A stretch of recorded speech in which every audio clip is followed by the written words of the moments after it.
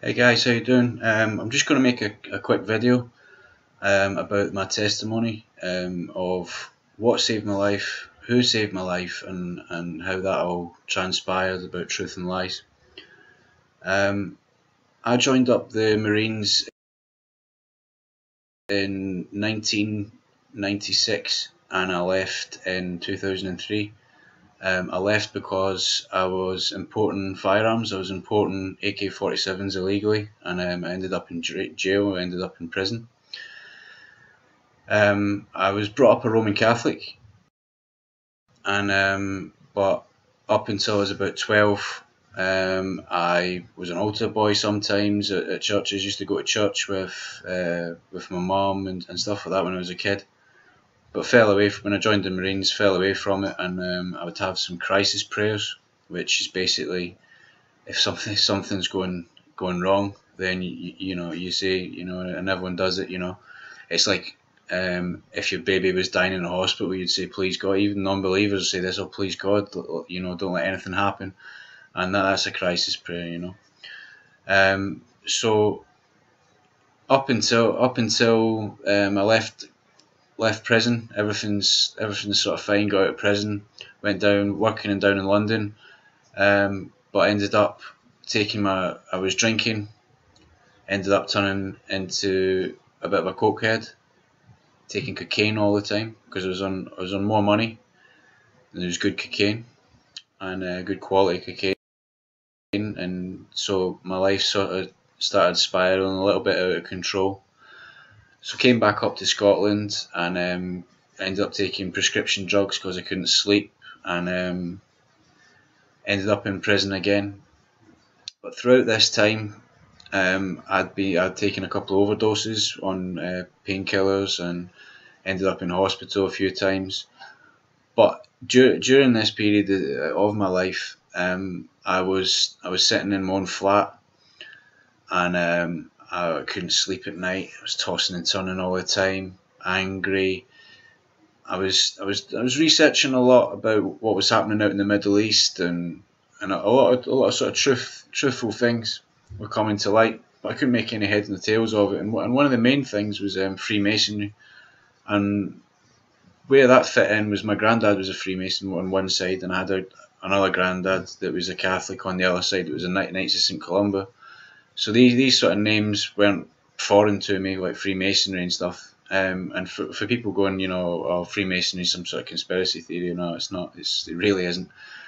Um, and then the connection with the richest people in the world are involved with Freemasonry, and I've got no shadow of a doubt about that because the grandfather that was involved with the Knights of St Columba used to work alongside with funny handshakes. He'd even show me as a kid, that this is the handshake, and this is how we get business and stuff. And in my little local town, he had a cleaning business, and it was quite a prosperous company. And what my best friend who ended up dying on a motorcycle, he actually took a few of the contracts, and he made a good living, out of just a small portion of the contract. So the to get these sort of contracts or anything, even at the low level, you need to be involved with Freemasonry. You don't get anywhere without this connection. You could be the hardest worker in the world, and you will get somewhere, with education and good work. But it's your connections. It's not what you know. It's who you know. It's as old as they say. It's not to say that everyone that does well in life is a Freemason, but the people that do really, really well, they are involved. So anyway, cut a long story short, knowing that these people were involved in Freemasonry, the Bill Gates and these the elitist people, finding out about a thing called Agenda 21, and then that's where you get a term that's called New World Order, which everyone says that's a conspiracy theory, but that isn't my words, and this isn't conspiracy theory words. This is the words out of people like Bush and actual presidents' mouths, and Gordon Brown has said it, and it's not. It's actually not a conspiracy theory. A world government is a plan. That is, it's as simple as that. They want a world government, and the problem what you've got with having a world government is you're going to have one person in charge. Like it or not, you're going to have the king of the castle. You're going to have the one person in charge.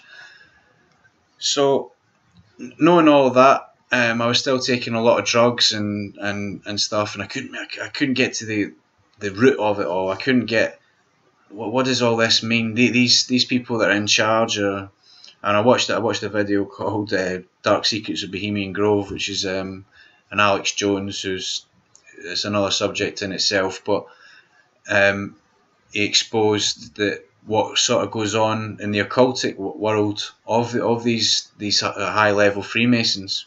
Call them Illuminati or enlightened ones, but the Freemasons. It's pure and simple. And so getting off of all that, I couldn't work it all out. I couldn't. I was getting a little bit depressed because I knew that this was all happening, and I thought, what? Well, they're gonna rule the world, obviously, you know. These certain globalists and corporations, and we all are slaves already, slaves to money and stuff. So where does it go from there? And then, but I kept in my head about the Middle East. The Middle East. Why is it all centered around the Middle East? Why is all these religious wars and stuff if it's a global government? So I kind of thought that the Muslims were getting a hard time of it all. I thought, that, you know, it seems to be these rich Zionist Jews that are causing a lot of stink in the world, and um, I couldn't really make any more of it. Then I went to prison for it was an attempted murder case. Did my jail time in prison, and at one point, I got done for stealing for dealing steroids. There was steroids, and there was a full incident there, and they took a lot of my medication off me. That I was on high doses of everything, like morphine and stuff like that. So at that point, I'd nearly enough finished my sentence. Was ready. Like basically 5 weeks from getting out, and I decided to slash my wrist because I wasn't really looking forward to getting out anyway. Slashed all my wrists and stuff, and it was basically the what I know now. It was demons that were in me, wanting a reaction, they were crying out for more drugs. They were greedy. And so I didn't know that at the time, and when I went back to mainstream prison, I got back to my local prison. And some of the guys were like, "Oh man, what are you doing? That's crazy and stuff." And I was like, "Yeah." And so one of the guys walked in and he gave me a DVD, and it was a guy called Dr. Chuck Missler, and his DVD basically disproved evolution theory. And I was like, because that was one of my sticking points. It was like I thought that the Bible was just written by man as control, like turn the other cheek and you're not going to fight back and stuff like that. And it made no sense to me, because the full thing about the Bible was it seemed to contradict itself.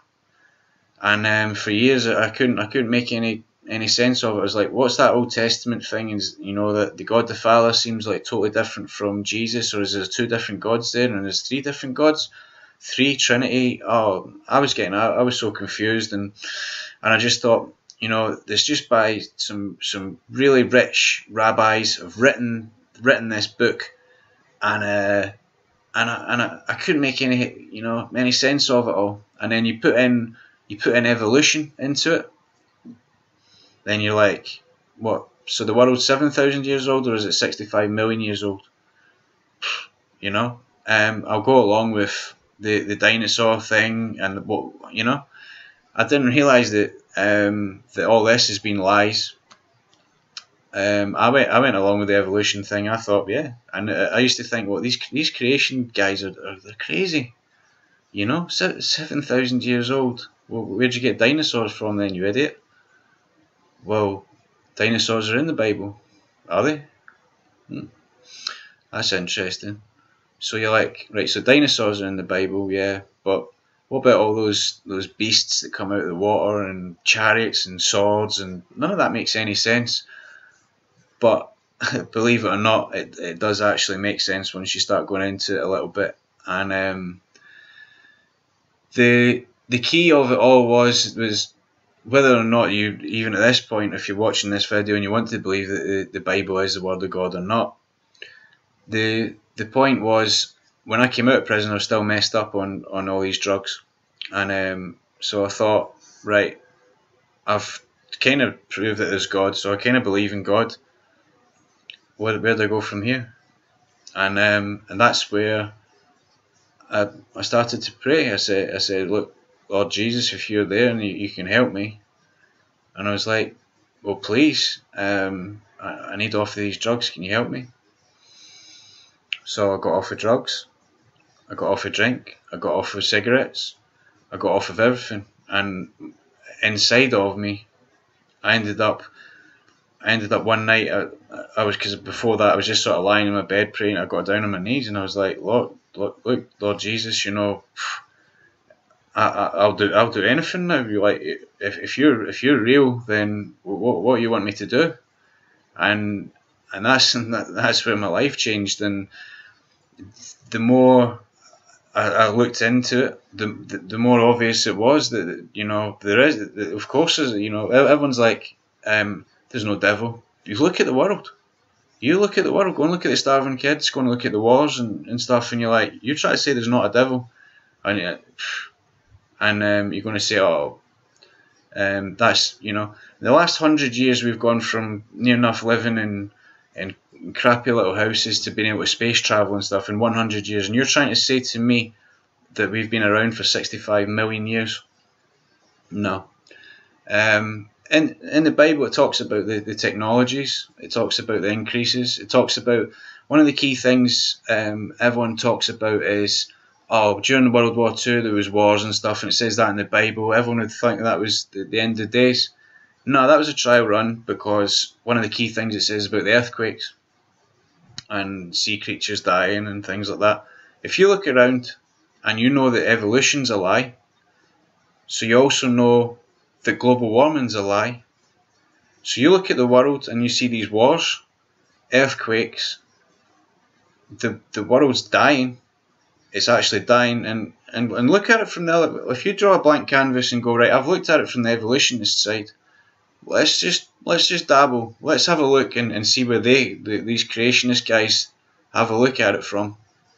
And you might understand why we're all saying, look guys, get your faith together, get you know, get sorted out. The TV's not going to let that happen. Someone's at the door, so I'm going to go. God bless. In Lord Jesus' name, anyone that watches this, please, I beg you, pray to Jesus tonight. Just say, Jesus, if you're real, come into my life.